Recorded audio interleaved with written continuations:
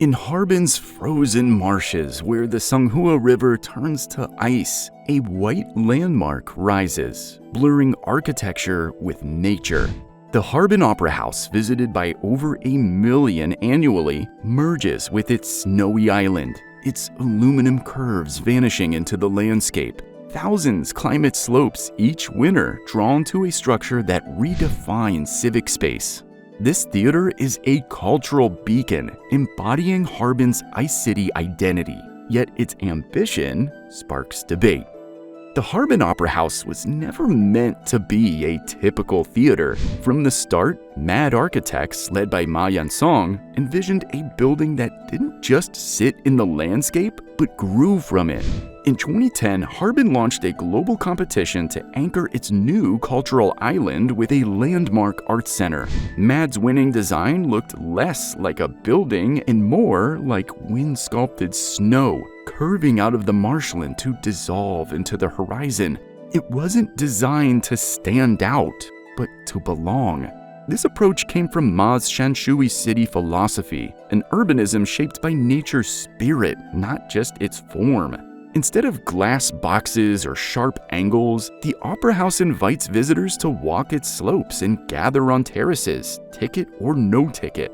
It's not just for watching performance, it performs. Inside, that ethos continues. The crystalline skylight bathes the lobby in natural light, while the grand theater, clad in curving Manchurian ash, feels like a wooden canyon carved from warmth. A soft core inside a frozen shell. Mad didn't just design a structure here. They crafted a civic gesture, one that redefines public architecture as landscape, as experience, and as identity. And it could only have happened here in Harbin. The Harbin Opera House transcends its role as a theater to embody a cultural manifesto. Its snow-like form weaves into the wetlands, a deliberate echo of Harbin's Ice City identity. In winter, the frozen Songhua River and snow-draped building blur into one, redefining architecture as an extension of place. Mad Architect's cultural landscape vision dissolves barriers between art and public life. Visitors traverse its walkable roof, linger on terraces, or gather in its plaza, transforming the Opera House into a civic stage where everyone plays a role.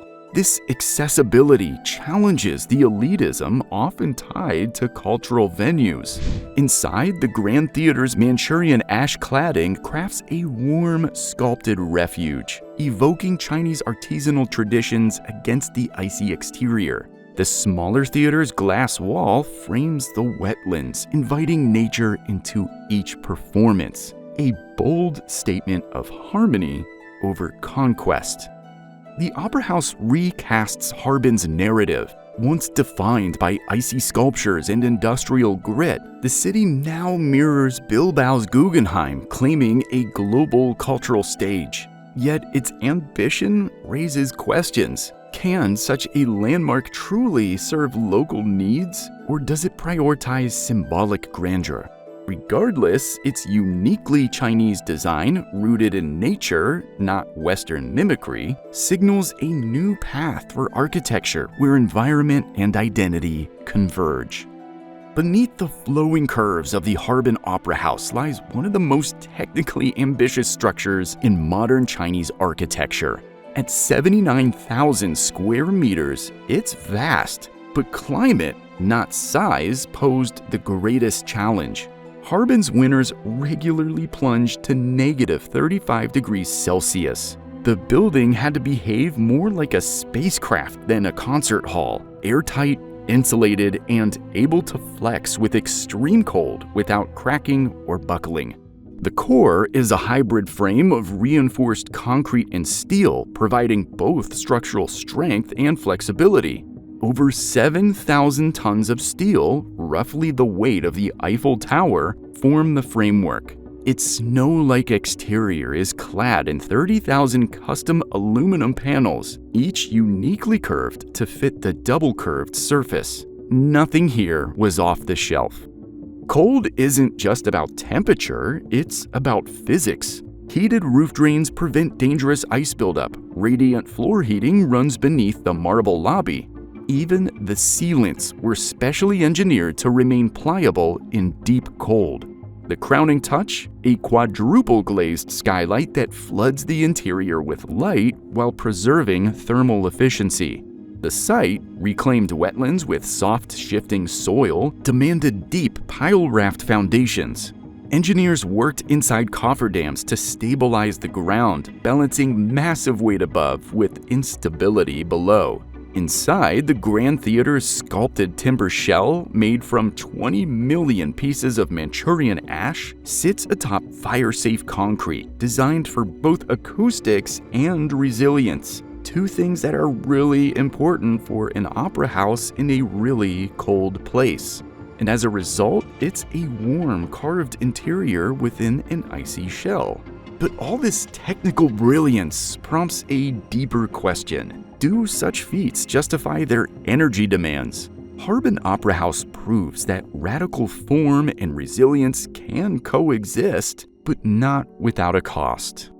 When the Harbin Opera House opened in 2015, it redefined Harbin's global identity. International critics lauded its sculptural integration with the landscape, with ArcDaily naming it Cultural Building of the Year, and Architizer awarding a Popular Choice Award. Reviews celebrated it as a new paradigm for civic architecture. Locals embraced it as a public icon. Residents stroll its walkable roof and gather on terraces, defying the exclusivity of traditional theaters. Yet, questions linger. Does it serve Harbin's working-class communities or primarily draw tourists and affluent patrons? Culturally, the venue flourishes, hosting operas, ballets, and global performances in its grand theater. The smaller theater's glass wall, framing the wetlands, blends art with nature, captivating audiences. Economically, Songbei has transformed, with land values surging and hotels rising around the once barren wetlands. Like Bilbao's Guggenheim or Sydney's Opera House, it rebrands Harbin as a cultural hub. However, rapid development sparks concerns over environmental strain and economic inequity. The Opera House recasts Harbin from snow sculptures to architectural ambition, but its legacy hinges on balancing cultural prestige with sustainable, inclusive growth for all residents. Just looking at it, it's not all that surprising to know that the Harbin Opera House has won global praise. But this didn't come without controversy. The most immediate concern was cost. At 1.3 to 1.4 billion renminbi, roughly $200 million, it raised eyebrows in a post-industrial city facing economic headwinds. A 2013 party-affiliated article listed Harbin's project among a wave of wasteful grand theaters across China, questioning whether iconic cultural spending outweighed more urgent civic priorities. Elitism was another flashpoint. Critics asked, who was this theater for? In a city of factory workers and migrants, would a high art venue attract broad public use or become a gleaming shell for outsiders? Mad architects responded preemptively, designing walkable roofs and open plazas to encourage public engagement. Still, for some locals, its glass and curves symbolized cultural aspiration more than daily relevance. Operationally, the early years weren't all that flawless. In the Grand Theater, some patrons reported muffled vocals and uneven sound distribution, likely growing pains in a space defined by experimental geometry. The smaller theater's dramatic glass backdrop, while visually stunning, posed challenges for staging and lighting control and sound isolation, complexities acknowledged by technical crews and performers alike. Then came aesthetic backlash. Online commentators accused Mad of mimicking Zaha Hadid's signature style, fluid, futuristic, and parametric. One viral blog dismissed the design as a decorative shape without substance, triggering a debate over originality and national identity in architecture. Mad pushed back, citing local inspiration, Harbin's snowscapes, wetlands, and craft traditions. The design, they argued, wasn't mimicry, it was context. Environmental sustainability remains a final concern. Despite features like radiant heating, quadruple glazed skylights, and flexible sealants, maintaining comfort in negative 35 degrees Celsius conditions is energy intensive. Some critics cite the building as a case study in architectural ambition outrunning ecological restraint. Yet over time, many of these concerns have softened. Attendance is strong, tourism has surged, and what once looked like a high-risk cultural experiment has become a defining symbol of Harbin's modern identity. The debates haven't vanished, but the building's continued use and public embrace speak for themselves. In a nation where skylines shift by the season and scale often overshadows substance, the Harbin Opera House stands apart for its sincerity. And by that, I mean it doesn't try to dominate Harbin's cityscape. Instead, it vanishes into it, melding with snow, silence, and the frozen wetlands.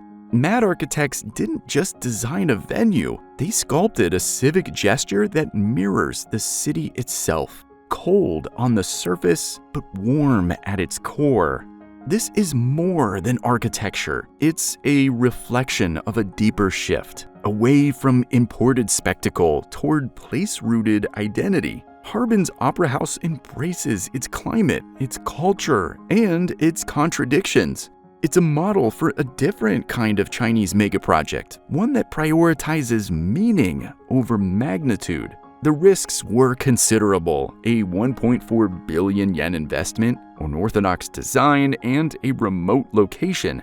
Critics questioned its cost, its audience, even its environmental footprint, and those questions remain. Can such an energy-intensive structure remain sustainable in negative 35 degrees Celsius winters? Can a high art institution truly serve a broad public?